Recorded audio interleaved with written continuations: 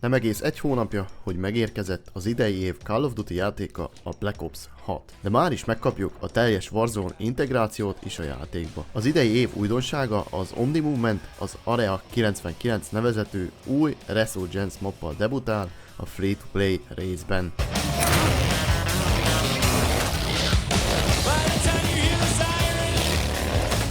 Az első season egy hatalmas content update-tel érkezik hozzánk, új fegyverekkel, új operátor skinekkel,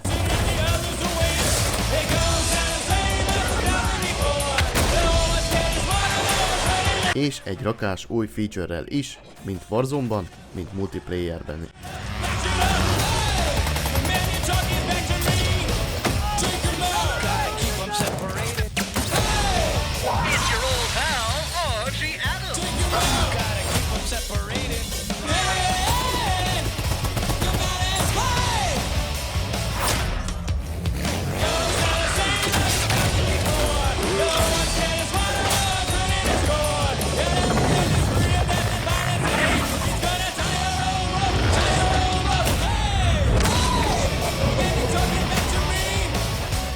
Tartsatok velem, skacok, és nézzük meg együtt, hogy mit is hoz magával a Call of Duty Warzone és a Call of Duty Black Ops 6 legelső seasonje, a Season 1. Hello! Sziasztok, srácok és lányok, Slipfit és ez itt az éjszakai műszak mai kiadása videó formájában. Hatalmas nagy szeretettel üdvözlök mindenkit a videóval, skacok, srácok és lányok. A mai videóban hoztam nektek, ahogy már minden season elején is, egy újabb season bemutató videót. Tehát ma este, amíg sajnos tölti a cuccot, mert mindig általában 6-kor kezdődik a update, és úgyis mindig valakinek tölteni fog valamit, akkor ebben a videóban minden infót megtaláltok részletesen szétírva. Pakoltam a patch notes-t, és elolvastam mindent, hogy nektek ne köljön, és lefordítottam igazából, és ezt fogom nektek most bemutatni. Igazából 3 részre osztottam a videót, lesz multiplayer rész, lesz zombies rész, és lesz Warzone rész is, és mindennem végig megyünk a rankettől kezdve új fegyverekig, új perkekig, minden szét lesz magyarázva. Szóval egy kicsit hosszabb videó lesz, úgy ahogy már megszoktátok, videó leírásban itt vannak a timestampok,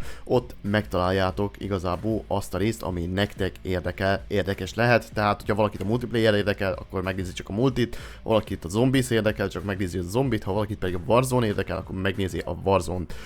Sorry, skacok, hogy nem voltam, most igazából nagyon összedőttek a dolgok, meg voltunk wellnessen is, meg ilyen kirándulások mentek ilyesmi, de most már back on the fucking grind, én úgy érzem, megpróbálom kihozni a maximumot.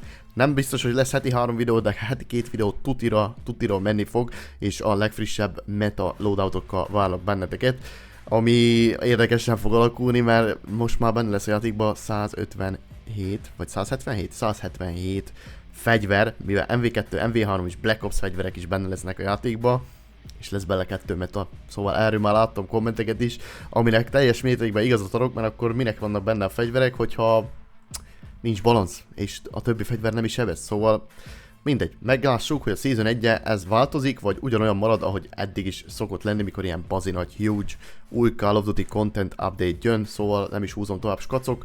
Hogyha szeretnétek live-ban látni, akkor még a Black Ops Story-t be fogjuk fejezni a héten live-ban, szóval figyeljétek a notification-öket, mert az itt lesz YouTube-on, és utána lesz egy review is jövő héten a Black Ops 6-ról és a Story-ról, eddig nagyon tetszik, és emellett videó leírásban itt van a Twitch és TikTok link is, mert ott is szokott menni a live, egyszerre mind a kettőn, úgyhogy csekkoljatok be oda is. Ja, és amit komplet kihagytam, az az, hogy aki gameplay jött skacok, az se fog csüggedni, mert abba a sarokba, vagy abba a sarokba, igen, lesz egy gameplay is, nem is egy, hanem több gameplay is, lesz Black Ops is, lehet ezek Warzone-t is, meglássuk, hogy melyikre van klippem, úgyhogy ezt is tudjátok majd nézni közben. Szóval skacok, ennyi a mai sztori, remélem tetszik a videó, hogyha igen, akkor dobjatok rá egy lájkot, hogyha nem, akkor meg egy dislike-ot.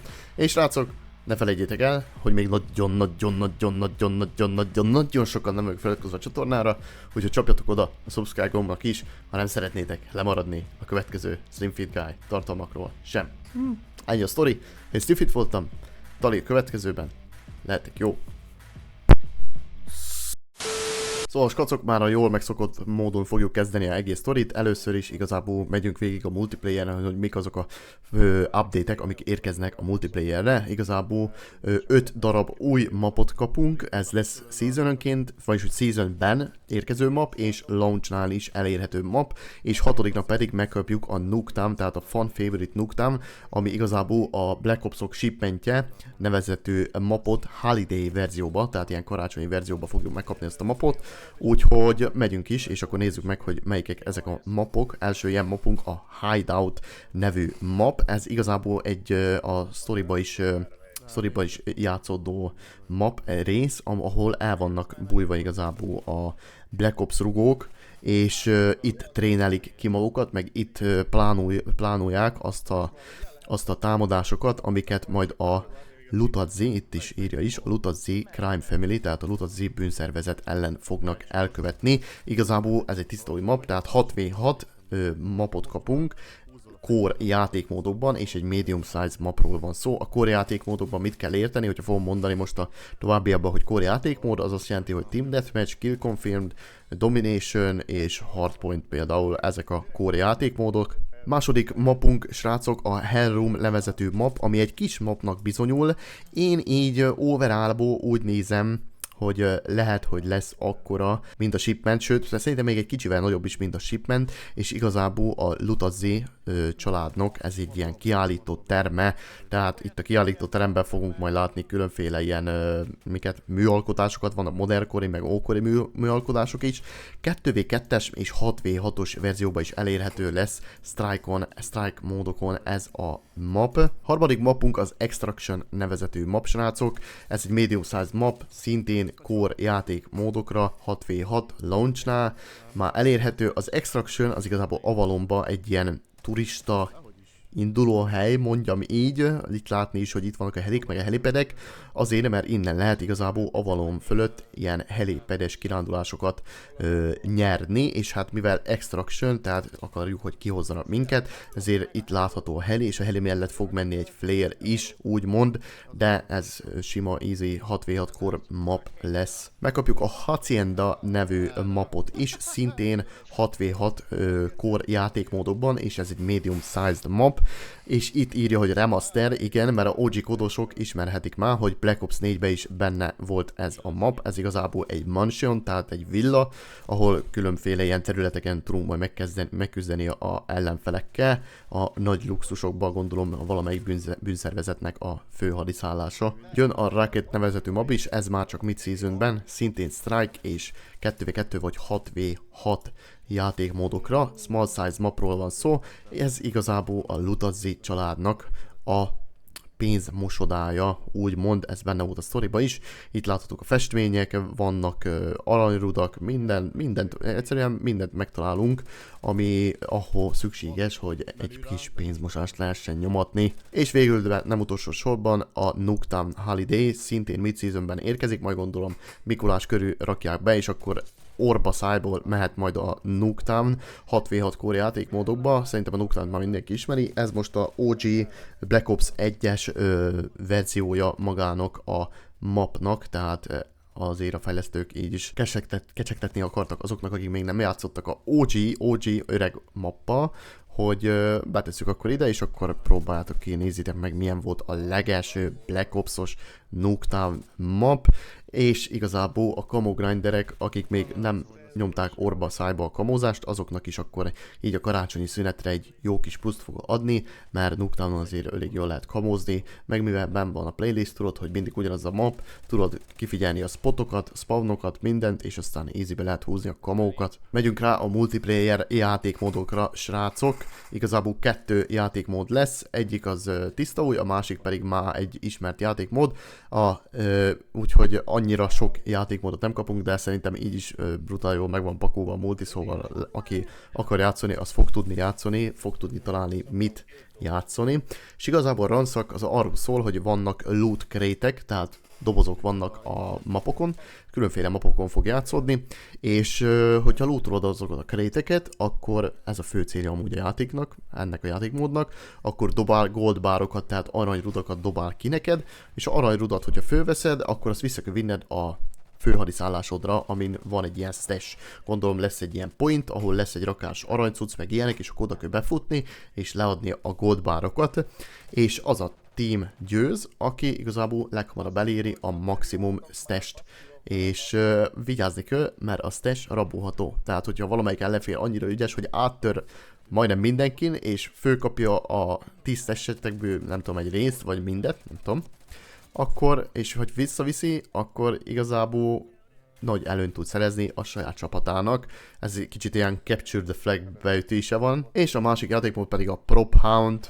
Szerintem ez is már minden OG kodosnak ismerős lehet. Aki még nem hallott róla, a Prop Hunt az igazából egy hide and seek, tehát bújócska játék, ahol vannak igazából egyik csapatban rendes emberek, fegyverekkel, a másik csapatban meg vannak a tárgyak. Szóval mind a kettő player, de te tárgy vagy, mondjuk vagy ez a váza, ahogy néz itt a faszi, és el kell bújnod a mapon. Közben tudod változtatni az alakzatodat, tudsz eldobni decoy gránátokat, hogy eltered a ellenségek figyelmét, csak olyan helyre kell beolvadnod, ahol azt hiszi majd az ember, hogy az nem a maphoz tartozik az a bizonyos tárgy.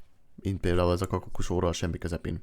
Mondjuk még a vázát még úgy elnézed, mert valaki kirakja a kerbe, de a kakukusóra semmi közepén azért elég furcsa lehet, és akkor ő nekik az a dolog, hogy meglőjék azokat a furcsa tárgyakat, akik aztán átváltoznak, és aztán már ugye elkapták őket, úgymond. Nektek meg az az dolgotok, hogy minél tovább kihúzzátok úgy, hogy nem találnak meg benneteket. Érkezik extra loadout content is, srácok, kapunk extra perkeket. Első ilyen perkünk a Shadow nevezetű perk, ami igazából egy zöld színű perk lesz, itt írja is, hogy undetectable to enemy traps and mines, tehát az ellenséges mine-oknak és csapdáknak nem leszünk elérhetők, úgymond, szóval nem fognak fölrobbanni, hogyha átfutunk rajtunk.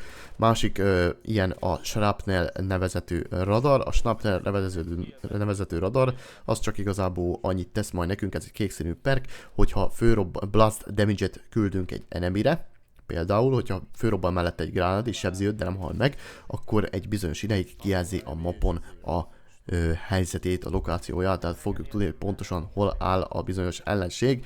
Ezek kickperkekkel csak a gond van, mert hát, na, tudjátok, hogy a spawn után ledroppolós vallon köröztű shotok, azok a legit wallhack véget vannak, amit a kickperkekből kapni. Hogyha jól tudom, talán nem az 5, hanem a kick. Na, és aztán van a Score Streak Support, kapunk egy Score Streak-et is, ez a Hand Cannon nevezetű Score Streak, igazából a Cold War-ból ez ismerős lehet, ott is benne volt ez a Hand Cannon nevezetű Score Streak, ami igazából egy pisztoly akar lenni, sokkal erősebb damage-e és bullet penetrációval, és kapunk wildcardokat is, srácok. Wildcard, a High Roller nevezetű wildcard, ami annyit fog nekünk tenni, hogy a 6v6 core játékmódokban igazából nem 3 streaket vihetünk magunkkal, score streaket, hanem vihetünk egy negyediket is, szóval ha valaki igen ügyes streakek szerzésébe, akkor most már 4 streakkel is fogja tudni bombázni az ellenfelet. Srácok, megyünk rá a Ranked Play-re is, Black Ops 6 Ranked Play, igazából a Ranked Play teljesen ugyanaz akar lenni, mint a MV2-be és MV3-ba látott ranked playek, tehát most már azért beállt egy bizonyos routine, ami alapján ezeket a ranked playeket megcsinálják és próbálják tartani. És egy-két változtatást azért vittek bele, igazából november 21-én kezdődik a ranked, a multiplayer ranked, tehát addig nem fogtok tudni játszani, viszont vannak ugye változtatások, amiről beszéltem, és itt is van, hogy a Update Ranked Play Access, így nem fogom most elolvasni egészet, mert én már elolvastam, hogy miről van szó, arról van szó igazából, hogy most megnehezítették egy kicsit mondjuk úgy, hogy a hackereknek, hogy nehezebb legyen bejutni a mindjárt multiplayer rankedbe, mivel 50 wint kell nyerned, ahol, hogy te bronz 1-jel be tudjál lépni, és el tudják kezdeni rankedezni multiplayerbe, tehát 50 win kell random public meccsekbe, ami azért egy kicsit időigényesebb, mondjuk biztos, hogy lesznek olyanok, akik akkontokat fognak ezért farmolni és eladni, hogy a cheaterek megvessék és egyből messenek, I know, igen, mert igazából eddig úgy lehetett, igazából MV3-ban meg úgy lehetett játszani, hogy el kellett írni a level 55-öt, mondjuk hát level 55-ig biztos összejön 50 win, szóval kb. Ugyanolyan nehéz a erőssége mind a kettő Requirementnek, de hát na azért mégis jobb, hogy azért 50 wint lepakulni, tehát most, hogyha elindul a season ma, akkor van 21-ig időtök, hogy megcsináltak a 50 wint, mert mostantól számítódik a 50 win, tehát hogyha eddig nyertetek 500-ot már, az nem számít most. Updated rank, the 1.50 rank and skill division system seen in previous version of ranked plays has been combined. Szóval most igazából a skill fog menni, szóval az 1.50-es rank lesz kombinálva azzal, hogy milyen divízióba vagy, az fog számítani, hogy milyen divízióba vagy. Van ugye a bronze, silver, gold, platinum, diamond, crimson, iridescent és a top 250 a victory sztárok, tehát azok a csillagok, amik voltak MV3-ban is, azok már nem lesznek bent most jelenleg a játékban.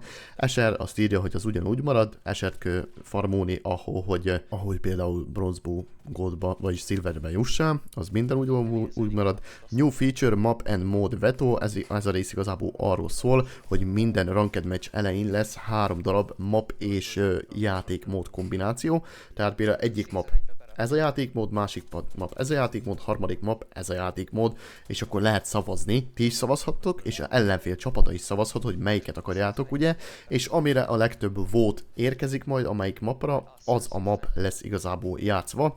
Itt annyi, hogy egy kicsit, hogyha teamben rankedeztek, akkor így a teamplay-t azért erősebben nyomassa most így a ranked, tehát nagy előnyt fogtok szerezni, hogyha teamben, például, hogyha 4-en leülünk rankedezni multiplayerbe, akkor úgymond fogjuk tudni mink irányítani az, hogy melyik az a játékmód, melyik az a map, amikben jók vagyunk, és amiket szeretnénk játszani. Tehát, hogyha a 3-ból csak egy van, amit szeretnénk játszani, akkor mindenki arra voltul. Persze, hogyha ellenfél is mind a 4-en egy másikra tették, akkor pekünk van, nincs pekünk, mert random kiválasztja a játék, hogy melyikünk fogja megnyerni azt a votot éppen, de általában, hogyha nagy ritkán futsz szerintem össze multiplayer rankedbe, hogyha 4-en játsztok egy olyan teambe, akik mind a 4-en együtt játszanak. Tehát még 2-en oké, vagy 3-ban, de hogy mind a 4-en együtt játszanak, az nem olyan gyakori, én szerintem, legalábbis nem annyit találkoztam vele. És következő feature a Forfight nevezetű feature. A Forfight nevezetű feature igazából a megadásról szól. Szóval például, hogyha randomokkal mész, és már lássátok, hogy igen, ki vagytok kapva, és hogyha mindenki vótul arra, hogy forfight, tehát hogy megadjátok magatokat, és elfogadja mindenki a te csapatodba, akkor ki tudtok lépni, hogy ne kapjatok ki még jobban, és még több eset vessetek. Igazából ez egy sima standard SR losszos vereség lesz, tehát csak annyit, amennyit addig vesztettél volna, annyit fogsz veszteni. Például 50 pont, 150-ig megy a meccs, és 50 pontnál vagytok, akkor csak 50-ig, amit volt teljesítmény, azt veszti rá, nem kapsz eserband, nem kapsz fölfüggesztés, semmit, úgyhogy ez egy jó dolog igazából. Party Skill Restriction, itt igazából a full partik most már játszhatnak együtt, ami egy jó dolog, tehát Silver, Bronze, Iridescent és Top 250 is játszhat együtt, viszont annyi a változás, hogy mindig a legnagyobb emberkének a skill base alapján fogja keresni a meccset, tehát most a top 250-es be tud húzni egy bronz akkontot magából a top 250-es lobbyba. Szóval ott azért, hogyha bronz akkont, tényleg bronz szinten tudsz játszani, akkor az azért elég nagy probléma lesz a top 250-esek ellen játszani. Hogyha iridescentes a legnagyobb, akkor iridescentet fogtok behúzni. Hogyha diás a legnagyobb, akkor diamondot fogtok tudni behúzni a skill-based matchmaking alapján. Tehát az annyit tesz, hogy az egész team, aki ellen fogtok menni, az diamondos lesz. Vagy ott is a legnagyobb például diamondos. Seasonal setbacken is változtattak igazából, bronz és silver játékosoknak nem fog mozdulni sem erre a rankjuk, tehát ők megmaradnak bronzon, silveren. A gold és platinum visszaesik majd gold 1-be, vagy platinum 1-be, attól függően, hogy melyik rankba voltak. A diamond and above players, azok pedig diában fognak kezdeni, tehát hogy top 250 volt előző seasonbe, akkor már csak diamondon fogsz kezdeni a season 2-be, diamond 1-en. És itt van Lost Forgiveness, igazából ez is szerintem már volt bent maybe a játékba, az mi annyit tesz igazából, hogy a napi első vereséged az nem fog számítani, tehát ha játszottál 2 wines meccset, és utána kikaptál egyet, akkor azt nem számolja, úgyhogy pluszba vagy mindjárt 2 meccse például, és emellett még 3 darab Lost Forgiveness is fog járni minden új ranknál, tehát hogy Gold 1-ből Gold 2-be léptél, akkor kapsz 3 Lost Forgiveness-t. A Ranked Spray rewardok is változtak, igazából kapunk itt újfajta reward skineket, itt van Silvertől kapunk reward skineket, és hogy mikor kapjuk ezeket a skineket, srácok, már nagyon sokan kérdezték, és mindig újból előjön, igazából ezek season végén kaphatóak meg, tehát season elejéig, ugye megkapjuk a alap Ranked skint, operátort, vagyis a season végéig, és season 2, mikor kezdődik, akkor kapjátok meg azt a ranknak megfelelő skint, amelyikben igazából végeztetek. Silvertől kezdődik, mondtam már itt a Goldos, Platinum, Diamond, Crimson, Iridescent, Top 250 és Champion, ami nekem egy kicsit megütötte a fülemet, meg a fejemet, meg a szememet, ahogy megnéztem, mert ilyenre még nem volt sor egyenlőre a MV2 óta, hogy amióta benn van a Ranked, hogy igazából kap a Champion is a skin. És mi is ez a Champion skin? Miért egyedi ez a skin? Mert ezt a top 1 player kapja. Tehát a season végén, aki top 1-jel végzik, az fogja megkapni ezt a skint, és elmondhatja, hogy ő a egyedüli top 1.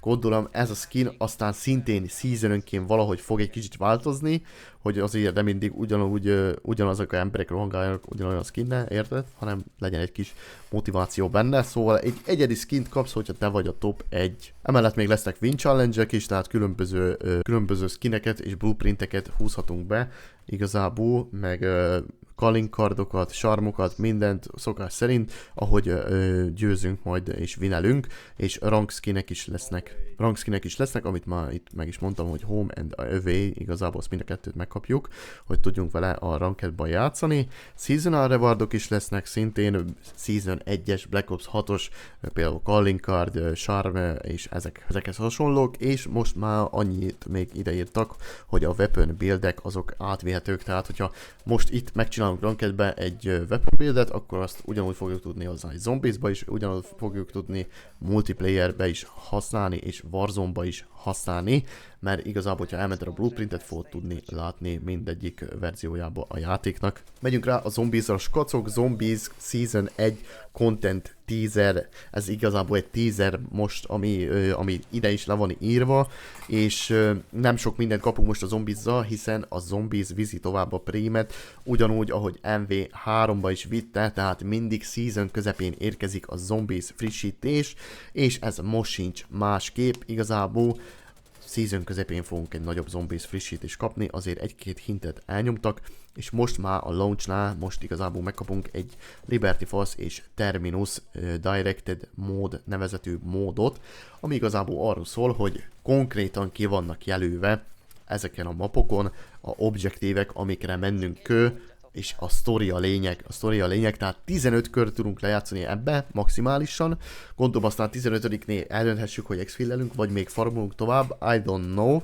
és akkor 15-ösön lesz egy stabil farming point, ahol tudjuk húzni a kamókat, jó lenne, de nem hiszem, hogy ilyet beraknak, ez csak nekem a kis eszme cserém volt, szóval ott a objektívek ki vannak jelölve mindenek, és a 2 fajta challenge, a sem triálok és a sidequestek nem lesznek majd elérhetők. Szóval akit a zombie story érdekel, annak nem kell 500 kört megnie, meg nem tudom, hogy merre menjek, hanem ez most konkrétan objektívan narrálva átadja nekünk a Zombies storyt. Gondolom ezt aztán fogják mindig bővíteni újabb és újabb igazából mapokkal és funkciókkal, és ami még itt van írva, hogy mid-seasonben jön a Undead Terror Comes to Avalon Citadel des Morts. A Citadel des Morts nevezetű map, tehát kapunk egy harmadik mapot mid-seasonben, mikor érkezik a Zombies frissítés. Sok minden nem volt igazából leírva róla. Annyi még biztos, hogy új ellenségfajtát is kapunk, azt nem tudom, hogy hol látom, itt látom, New Enemy Type, tehát lesz egy új ellenségfajta, ami konkrétan először csak ezen a Citadel des Mortson lesz elérhető, emellett kapunk új perk kólát, szóval kapunk egy új perk kólát, kapunk egy új field upgrade-et, ugye kapunk egy ammo modot, 18 new augmentset, amit tudunk majd research-ölni, és kapunk egy új flavorös Goblegant, amivel a karakterünknek a képességeit tudjuk igazából fölmaxolni, a handcannon is, aztán itt lesz elérhető mid-seasonben, és kapunk egy Wonder Weapon-t is, hogy mi az a Wonder Weapon, hát ugye a Ray Gun az egy Wonder Weapon, tehát úgy, ahogy MV3 Zombiesban is voltak Wonder Weaponök, itt is lesznek extra Wonder Weaponök. Tehát ennyi a zombies kacok, tényleg nem valami sok, de későbbiekben, december elején, hogyha jól láttam, akkor még várhatunk a Reloaded blognál igazából extra információkat, hogy mi is érkezik magával a zombisszal. Megyünk rá a Warzone-ra, skacok, a Warzone igazából teljesen megváltozik, hiszen beintegrálják a Black Ops 6-ot is a jelenlegi Warzone-ba, tehát hogyha ma még játszotok a Warzone, akkor a esti Warzone, ami ma este lesz Warzone, az totál más játék lesz, fullosan más lesz a mozgás, igazából mapokról majd ejtünk szót mindjárt, és egy más játékot fogunk kapni, de sok minden ugyanaz lesz. Első dolog, ami meg fog változni, az a User Interface Update, tehát a menü komplett megváltozik, teljesen más lesz a menü, a Store is kap egy új tabot, a Battle Pass is megváltozik, komplett átváltozik, és a Warzone menü is máshogy fog kinézni, viszont a Warzone menü, vagyis a Call of Duty menüből mindegyik játékot el fogjuk tudni egyszerre érni, hogy minél gyorsabban tudjunk igazából bedrobulni és akciózni. A fő attrakció, srácok, igazából a Warzone-ba, ahogy már minden ilyen huge vagy nagy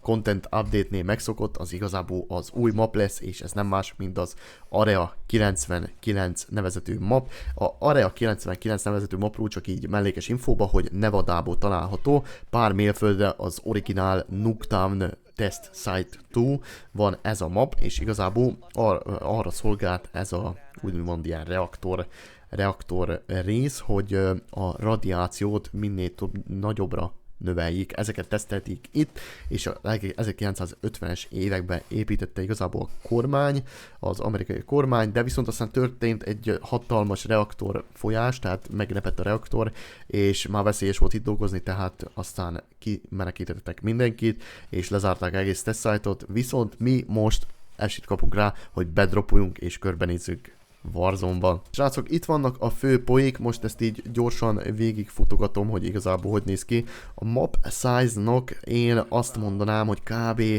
Olyasmi, mint a Rebirth, de lehet, hogy én még úgy kisebbnek is nézném, mint a Rebirth, de ez majd úgy elválik, nem tudom, lehet, hogy csak azért, mert más a elrendezése, meg nem tenger, hanem sivatag van körülötte, hogy mégis hol tudjátok megnézni, beírjátok, hogy Call of Duty Black Ops 6 Season 1, és itt van a Season 1 patch notes, itt letekertek, akkor meg tudjátok nézni az összes fotót, és igazából a fő poik az a Mannequin Assembly, egyik a Mannequin Assembly, ahol igazából ezeket a bábukat rakják össze, másik a test site maga, ahol itt van ugye a nuke, és akkor itt próbálták tesztelni a radiációkat.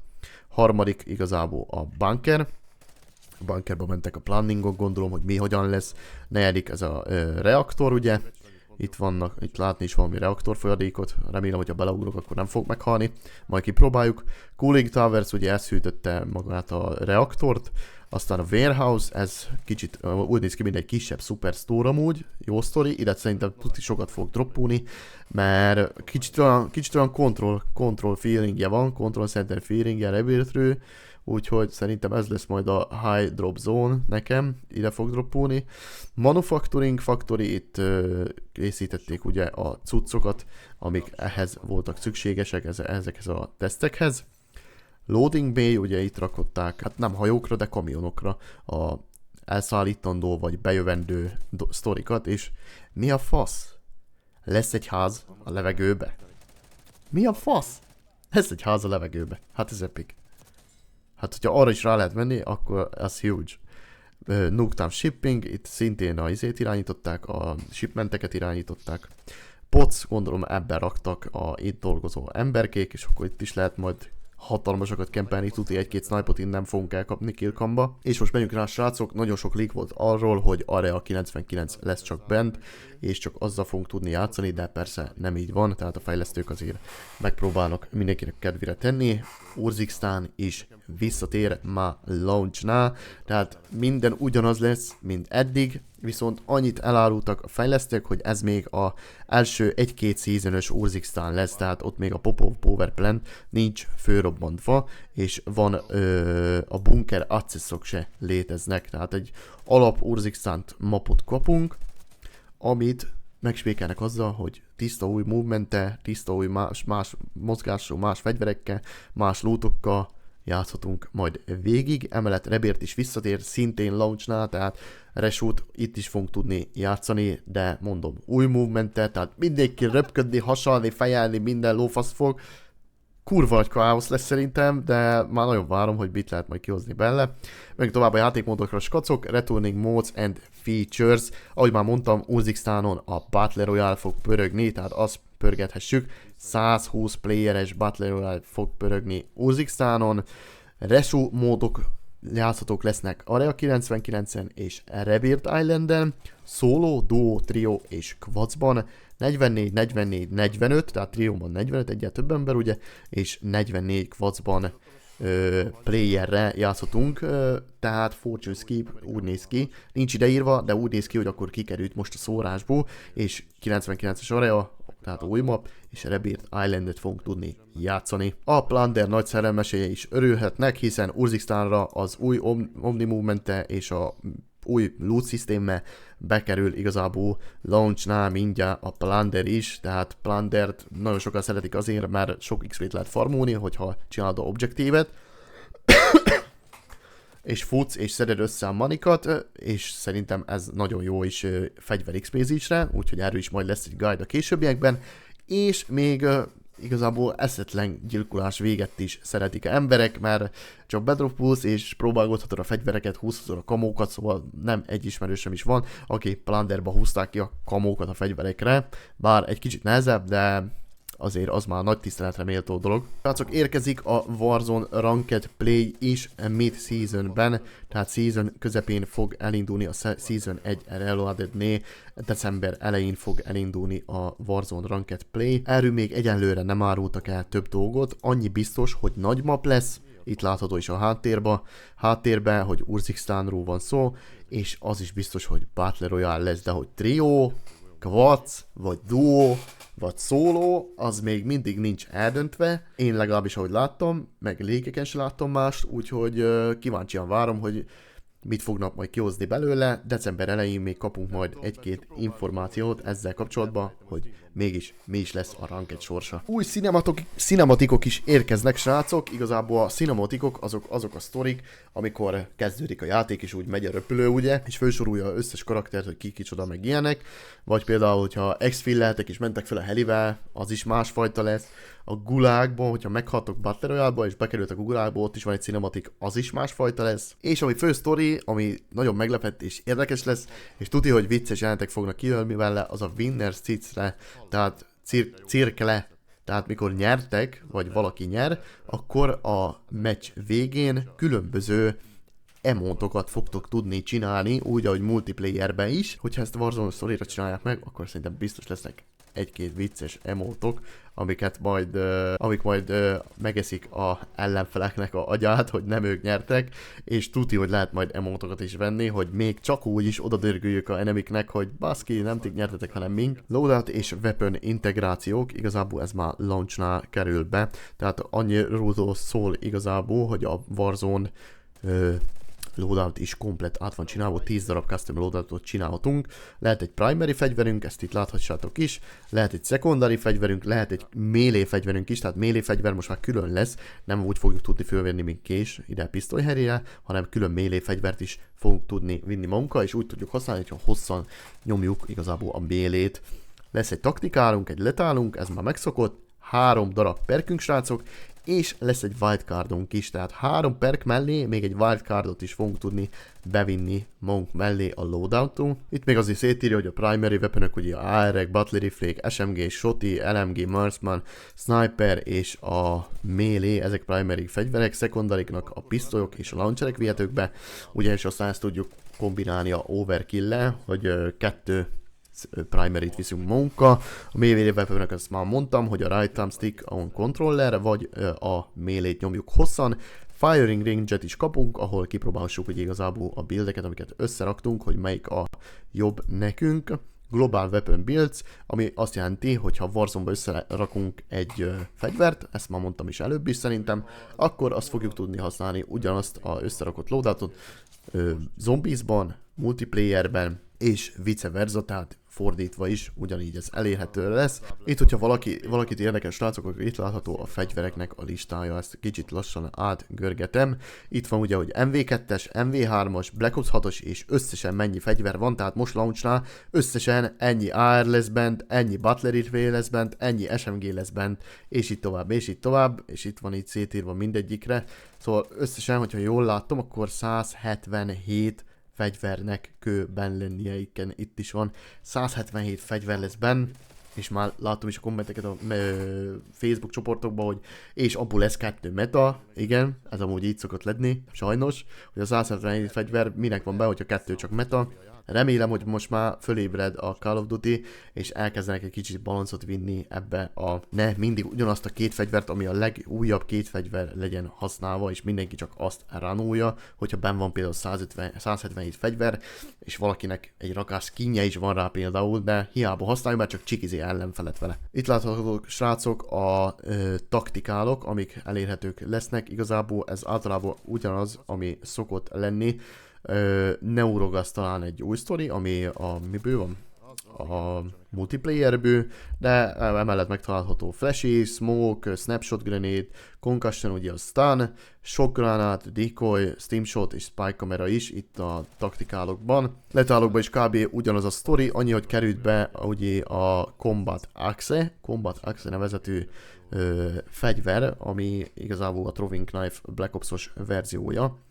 Tehát azzal azért majd remélem, hogy jó gameplayeket lehet csinálni, hogy a Combat Axe-va gyalulod a ellenfelet, de emellett igazából majdnem minden ugye, a Sticky az a Semtex, ugye, Impact, Thermofabrik Granát, Molotov, Drill Charge, C4 és a Blast Trap, meg a Spring Mine. 17 darab Field Upgrade és 12 darab Killstreak lesz elérhető a játékban launchnál, ebből csak 1-2-t mondok, amik már vagy újak, vagy ismeritek, a Napalm Strike az új, igazából Cluster Strike-ot ismeritek, Sentry Turret, Care Package, Counter UAV és a Sam Turret is bent lesz, de itt a weboldalon amúgy igazából le van írva a összes, hogy mégis mi lesz berakva. Megyünk rá a perkekre, skacok. A perkek nagyon megleptek engem igazából, hogy 3-as perk szisztém van, tehát tudunk összerakni 3-ot, emellett tudunk ugye bevinni magunkkal egy wildcardot, és lootable perkek is vannak, amit elmondok mindjárt, hogy micsoda. A sima perkeket most nem fogom felsorolni, mert igazából általában ugyanaz, ami szokott lenni, Flex Perk, Scavenger, Cold-Blooded, Tempered, úgyhogy Mountaineer, úgyhogy ezek általában ugyanazok, ahogy szoktak így a Warzone-ban is lenni. 1-2 talán van, hogy más ikonú, vagy más nevű, de ugyanazt jelöli, mint ahogy eddig is volt. Amit igazából kiemelnék, az a lootable perks, tehát 6 darab lootable perks tudunk főszedni. Na most, hogyan is működik ez a lootable perks? Ez a lootable perkek megtalálhatók majd specifikus helyeken a mapon, vagy random lootos dobozokból tudjuk majd kihúzni őket. Tehát ez a 2 verziója van behúzni. És hogy mit is fog ez jelenteni? Azt fogja jelenteni, hogy összesen fogunk tudni játszani 9 perkkel. 9 perkre ki tudjuk maxolni a karakterünket, tehát hogyha nincs is egy specialistunk, mert amúgy a specialist is benn marad, ugyanúgy loadolható lesz random helyeken, akkor például kiveszünk a loadoutot, van 3 perkünk, amit beraktunk ugye a loadoutó, és még, hogyha dobozokba találunk perkeket, föl tudjuk venni extra, gondolom itt ezek a jelek, amik lesznek, ezek valahol kicsivel ott lesznek alul, és hogy ez van neked most berakva, mint lootable perk, tehát azt fogod tudni főszedni magadhoz. Emellett mondtam a wildcardokat is, a wildcardokra rámennék igazából, amit elintéznék, a többit azt nem nagyon fogom, mondom, a többi perket. Van egy overkill wildcardunk, jó, már nem perket kell legalább berakni, hanem overkill-el wildcardon megoldották overkill-el 2 darab primary, vagy 2 darab secondary weapon fogunk tudni bevinni magunkkal, ami jó dolog. Aztán van a bandolier, your loadout providers, munition satchel, tehát egy muni satchelt fogunk kapni, mert visszatérnek ugye a mellények, de erről is nyomok szöveget később, egy pillanat. Úgyhogy hogyha be van rakva ez a bandolier wildcard, akkor mindjárt kapunk egy Muni Satchelt, amikor kivesszük a loadit. A Gunfighter equip 3 extra attachments to your primary weapon, tehát ezt már mindjárt menüben úgy tudjuk összerakni, hogy nem 5 attachmentes, hanem 8 attachmentes lesz maga a fegyverünk, hogyha ez a Gunfighter nevezetű wildcard van berakva a loadoutba. A Battle Ready az pedig ad nekünk egy UAV-ot és egy Utility Boxot. Most már előre várom, hogy a huge solo playerek, mint például Metafor, tudti, hogy a Battle Ready-t fogja használni, mert amíg kikapja a loadot, már durrancsa is a UAV-ot, kidobja a Utility Boxot főtankol gránátokkal, és pushul rá a Bounty-ra, vagy akármelyik enemire, amit éppen meglát, úgyhogy ez szerintem egy jó dolog, ez a Battle Ready-s wildcard. Menjünk rá a operátorokra, skacok, operátorok igazából összesen a játékba most launchnál mai nap Season 1 157 darab operátorral fogunk tudni játszani, és akkor most kérdezhetitek, hogy de Slimfit nincs is ennyi operátor a Black Ops-ban? Nincs, igen, azért, mert az összes operátor, összes skin, amit eddig megvettél, összes skin, amit eddig Battle Pass-ba megszereztél, tehát az annyit tesz, srácok, hogy az összes MV2-es operátor, az összes MV3-as operátor és a Black Ops 6-os összes operátor, ami már launchnál benn volt, és seasonben érkezik, mind egyszerre játszható lesz, mind egyszerre tudják a Omni Movementet, mindegyik tudja a emotokat, és mindegyik tudja a sprayeket, meg mindent. Szóval most a Warzone-ba mindent, 3 játék operátorjait fogjuk tudni használni. A fő újdonság, amit már többször is elmondtam ma, az Omni Movement lesz igazából Warzone-ban, és hogy ez mit is jelent, igazából annyit jelent, hogy dive-olni és súszni is tudunk előre is, hátra is, jobbra is és balra is, emellett még 180 fokba is meg tudunk pördülni a levegőbe dive-olás közben, tehát még ilyen extra, ilyen Max Payne-es mozgást raktak be igazából a játékba, amit már Black Ops 6-ba is láthattatok, ugye ez a mozgás lesz most Warzone-ban is. Emellett még ugye a Body Shield-et is tudjuk majd alkalmazni, hogyha ellenfél mögé lopózunk, akkor 2 opciónk lesz, egyik, hogy finishingeljük, a másik pedig az, hogy finishing move-ként megragadjuk őt, mint egy Body Shield-et, és hagyjuk, hogy az ellenfelek őt lőjék, tehát nem mi kapjuk a sebzést, hanem ő, utána, hogyha downolódik, akkor ugye eldobjuk. Az emotok és a sprayek visszatérnek ugye Warzone-ba is, ahogy ezt már mondtam az előzőekben is, tehát most már lesz lehetőségünk mindenféle falfirkákat fölfesteni a falra, fogunk kapni a Battle Pass-ból is emotokat, és sprayeket, és gondolom lesznek fizetős cuccok is. Quick Inventory is megváltozik, és visszatér az OG 2019-es MV1-es verziójához, ahol szinte legegyszerűbb módon elérhetőek majd ezek a úgymond elemek, amiket fölveszünk a földről, vagy úgymond ammunitionök is. Itt láthatóak a cache, hogy mennyi van nálunk, gázmaszkunk van-e, mennyi plétünk van. Itt van a killstreak, itt van ugye a field upgrade és a 2 fegyver, meg a melee. Mellette pedig itt látható, hogy mennyi amonk van, miből mennyi van, ugye. És ahogy mondtam előzőekben is, satchelek is visszatérnek, tehát a satchelek azt fogják meghatározni, ezek a mellények, hogy milyen fajta satchelet veszünk föl, attól függően a kapacitását növelik a adott satchel fajtának. Itt van például ugye a plétes, akkor több plétet fogunk tudni fölvenni és vinni, raktározni magunkkal. A munis satchel az pedig, hogy több munit fogunk tudni vinni magunkkal, legyen az AR, shoti, vagy LMG, vagy sniper ammo. Prestige level Warzone-ban is ugyanúgy fog működni, ahogy Black Ops 6-ban is láthattuk, tehát level 1-en kezdünk, level 55-ig megkapjuk ugye a unlockolható cuccokat, és 55-nél pedig eldönthessük, hogy Prestige-elünk-e. Hogyha Prestige-elünk, akkor Prestige 2 level 1-re fogunk feljutni. Összesen 10 darab Prestige szint van, tehát 10-szer Prestige-elhetünk, az 10x55, az 550 szint igazából. És ezután pedig kapunk egy Mastery nevezetű cuccot, amit unlockoltunk, a Prestige Mastery-t, ami plusz extra 1000 szintet ad, és egy rakás még plusz kioldható calling cardot és emblemet is. Új fegyverek is érkeznek, az első a jól ismert Krieg, már a Cold War-ból is, most a Krieg C verzióját kapjuk meg. Ez egy automata assault rifle lesz, Battle Pass 3-as oldalon, mint HVT Tier Reward kapjuk meg, és a 14-es oldalon pedig lesz egy Battle Pass blueprint is rá. Második fegyverünk az SMG-knél van a SAUG nevezetű SMG, ami szintén Battle Pass 3-as oldalon, mint HVT tier reward van feltüntetve, és 11-es Battle Pass-nál pedig blueprintet is szerezhetünk rá. Harmadik a Shoti, a Milestorm nevezetű Shoti igazából, ami mid-seasonben érkezik, és event rewardként fogjuk tudni majd behúzni. Kíváncsi leszek, hogy lesz-e rá Metal Loadout. Negyedik az Armor Mod 4, ami egy Sniper Rifle, szintén mid-seasonben rewardként, event rewardként fogjuk tudni behúzni. Ötödik pedig egy Secondary Weapon, a Sirin 9 mm, ami egy pisztoly akar lenni, ez egy automata pisztoly akar lenni, speciál event rewardban lesz majd bent season közben. És hogyha nagyon szeregetni meg fúrogatni akarnánk, akkor kapunk egy Power Drillt is seasonben szintén, ez is event rewardként lesz, ami igazából egy melee fegyver. Még egy melee fegyvert kapunk, a Cleavert, ez egy ilyen kis bárdocska, szintén mid-seasonben event rewardként. Megkapjuk a Armorit is, tehát lesz egy Armori menü, ahol benne lesz az összes MV2-es, MV3-as és és Black Ops-os fegyver is, és hogyha például olyan sztori van, amit Season 1-ben volt példa, de Season 2-ben akarnánk kiunlockulni, akkor be tudjuk aktiválni és kapunk rá egy challenge és ki tudjuk unlockulni. Tehát, hogyha elvesznek fegyverek, amiket nem tudtunk kiunlockulni, akkor most a Armorin keresztül ki fogjuk tudni unlockolni a következő seasonokben is. Egy-két event lesz azért a Season 1-be is, de később kapunk még extra infót róla. Annyi biztos, hogy mid-seasonben érkezik, tehát in-seasonben a Hitlist nevezetű event, a Hitlist nevezetű event igazából arról szól, hogy kapunk egy listát, ahol különféle kontraktok vannak.